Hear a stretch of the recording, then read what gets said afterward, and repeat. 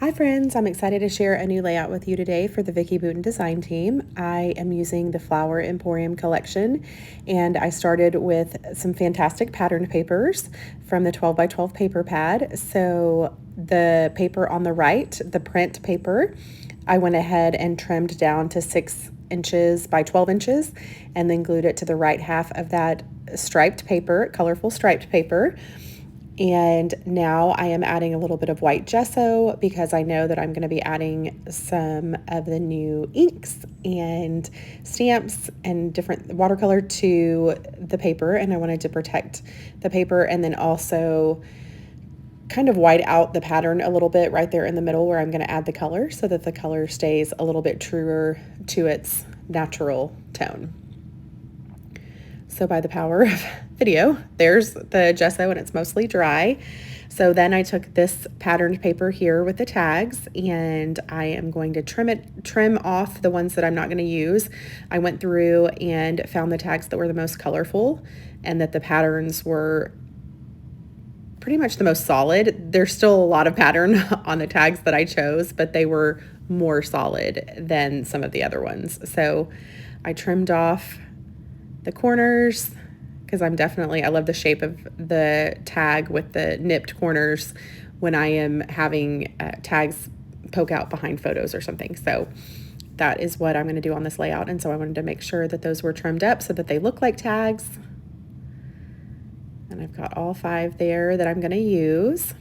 And then this patterned paper, this black and white patterned paper with the butterflies, I am going to end up fussy cutting out a bunch of these butterflies and I am going to use them on the layout. So some of them were on the black part of the paper all the way to the edge, and then this butterfly right here that looks like I'm drawing on, the corner of that wing, the top left corner of that wing was almost on a white, or was kind of layered on top of the white border of that patterned paper. So I just took a black pen and went and drew in a matching pattern from the right side. Hopefully that makes sense. So I just was making sure that the pattern looked solid across the butterfly.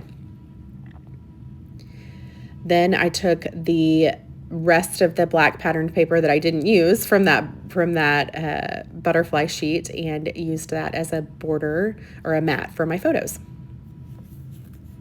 The tags I am gluing to the back of the photos, and I'm going to kind of layer those up so that they're a little bit, they're not even all the way around the border. Some of them are up a little bit higher, some are a little bit lower.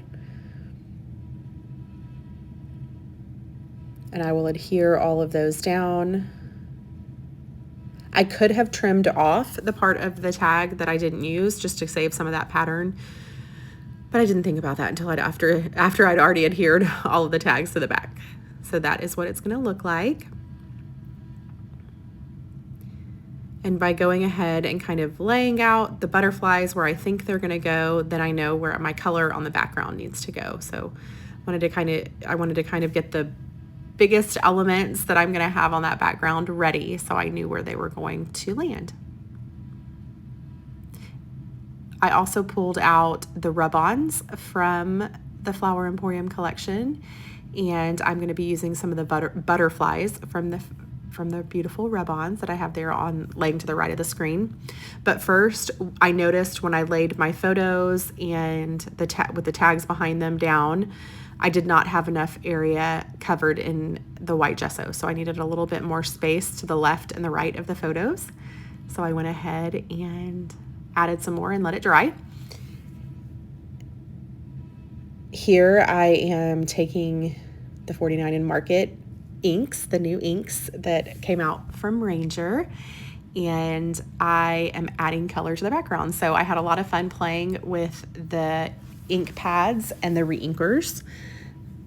If you have watched a lot of my videos or watched my videos for a long time, you know that I love to use the Distress ink reinkers and the Distress Oxide reinkers as watercolor. And of course, with the 49 and Market Ranger inks, that's no exception. I love the reinkers because it gives you that bold, you can see the difference. So at first I just took the ink pad and kind of smushed it on the background to get a little bit of color, and then you can see the difference that it made when I dropped just one drop, like that was one drop of ink into the wet part where I had added water. And you see I spray in that other bottle, I'm spraying water. So that's really all that is. And then I am dropping one drop of ink, and you can see the difference that makes in the saturation of color. So of course with the blue and the green section, you saw me take a paper towel and dry a lot of it up. So that's definitely something that I did because I do not want the color to overpower the photos, and I didn't want the color to overpower the butterflies that I'm going to be adding. So this was a delicate balance here. I really wanted softer color, but if you know me, you know that I have a hard time with soft color. I like a lot of vivid color. So I was walking a fine line here. So you're going to see me add color and then take it off, and then add color and take it off. But eventually I get it to the right saturation that I love here. So the colors of ink from the 49 and Market Ranger inks that I used the Summer Sky Blue. The green is Green Jean. The orangier color that I'm using right there off to the right is just peachy, and it really is more of a peach color than an orange, but it's the closest thing to orange that we have in the palette so far. On the left, I used Daffodil, that's the yellow, and then at the top, I used Watermelon. So now what I'm doing is I'm taking some stamps from my stash. I have several different stamps with different patterns, and I am stamping. I just want some different patterns and different images on the background. I don't want them to be super vivid and crisp at all. I really just wanted them to sort of act as a layer. So I add some stamps, then I'm going to add some water, kind of messy up the stamps, then I add more stamps, then messy it up again with water. So I do this process over and over and over until I get the look that I want. So I'm using that first stamp, the one that's easiest to see right now, the green stamp, was from my stash, and it's like a brick. It just looks like a brick image. And I also I had some stamps from my stash that just have like printed words that kind of look distressed a little bit themselves. And so I stamped those on, and then I will also use stamps from Vicki's past collections.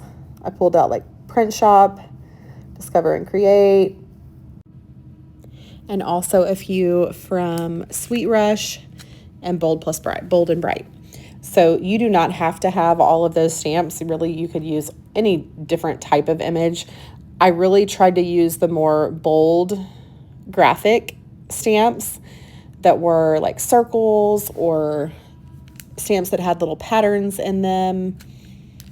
And I didn't use a whole bunch of different stamps. I really just used a few and then stamped them kind of repeated around the page. So I just keep working at it until I like the look. And I did pull out the Strawberry Pie. That red ink pad that you see over there to the right is Strawberry Pie. So I did pull out that darker red shade to stamp on top of the watermelon. And I love how that looks. Okay, and then the last thing that I did, I think it's the last thing that I do on the background, maybe, I don't know, is I take the ink pads and I just took like the sharp edge, the corner of the actual ink pad itself in each of the different colors, and then I swiped them kind of across to create stripes. So you see it almost looks like I'm putting them down flat, but I'm not using the stamp pad flat. I'm using just the corner. It's at an angle. It's hard to see from above, but it's just an angled corner of the ink pad, and I love how that looks when you add just some stripes of color. So that's how I got that final look. Here I'm taking out the rub-ons and laying them out where I think I'm going to have them go.